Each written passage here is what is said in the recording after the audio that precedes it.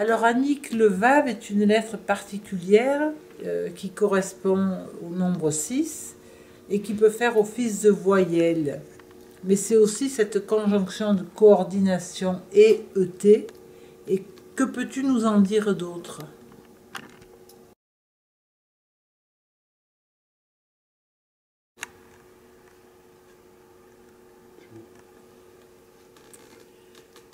Oui,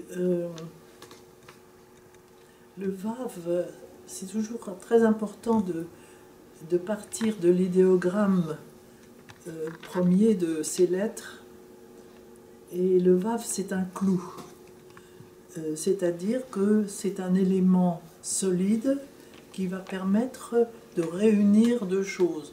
Par exemple, un tableau, le fixer au mur. N'est-ce pas? Voilà le clou qui va fixer le tableau au mur. C'est en ce sens-là que ce clou joue le rôle de conjonction. Le Vav, c'est essentiellement le « et » conjonctif. Et c'est pourquoi il joue un très grand rôle aussi dans le saint nom Yod et Vav et, en ce sens que il réunit ces deux et, les deux mains, pour que ces deux mains justement rejoignent le Yod, le 5 et le 5 qui vont faire 10, n'est-ce pas, dans le Yod, le 1 à nouveau. Voilà, c'est ça essentiellement le Vav. Le Vav a aussi une connotation de mutation, de transformation. C'est cet étage et cet autre étage. Ça relie aussi à la verticale. Ça relie à l'horizontale, mais ça relie aussi à la verticale. Et c'est en ce sens-là qu'il est appelé le Vav conversif, parce que devant un verbe, par exemple, le futur devient un passé, le passé devient un futur, etc. Par exemple, quand dans le premier chapitre de la Genèse, nous avons de Dieu qui parle, Elohim Vayomer, Yomer c'est un inaccompli, mais le Vav devant va en faire un accompli, si bien que ça signifie que c'est au-delà de l'inaccompli et de l'accompli. Voilà, ce sens du Vav. Un Vav qui transforme tout, et qui est au cœur des mutations.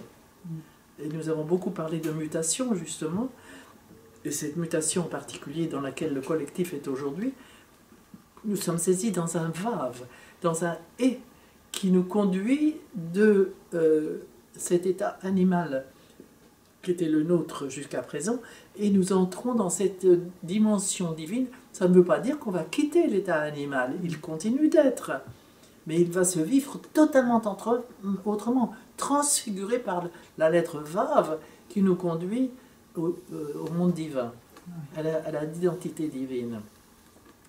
Voilà l'essentiel, je crois, de ce que je peux dire de la lettre Vav. Dans le corps humain, tu nous as fait un parallèle entre le Vav et la colonne vertébrale. C'est ça. La colonne vertébrale qui unit, qui est la structure essentielle du corps. En même temps, c'est l'os. Et l'os, en hébreu, etsem, c'est un peu le soi jungien, si tu veux. C'est cette substance fondamentale de l'être.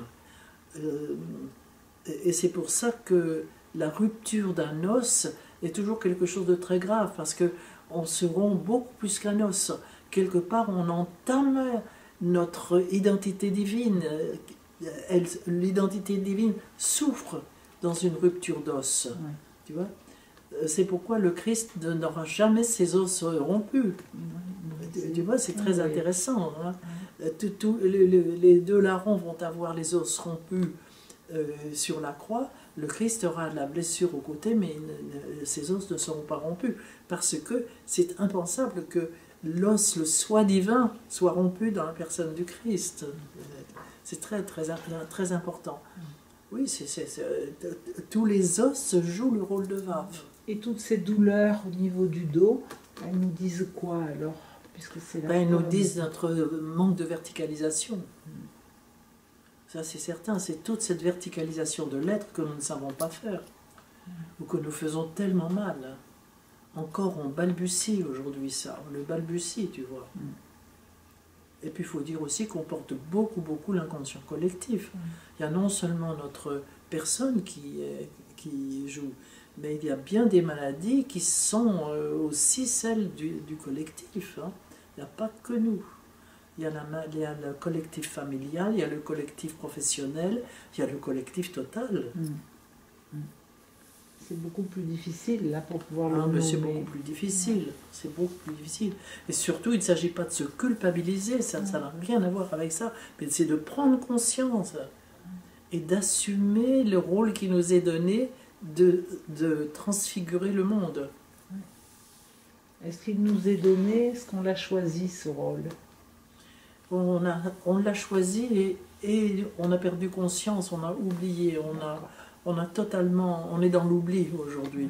Mais à partir du moment où nous avons signé notre contrat de noces avec Dieu, en étant créés, puisque nous sommes créés, puisque nous sommes là, c'est que nous avons signé ce contrat de noces.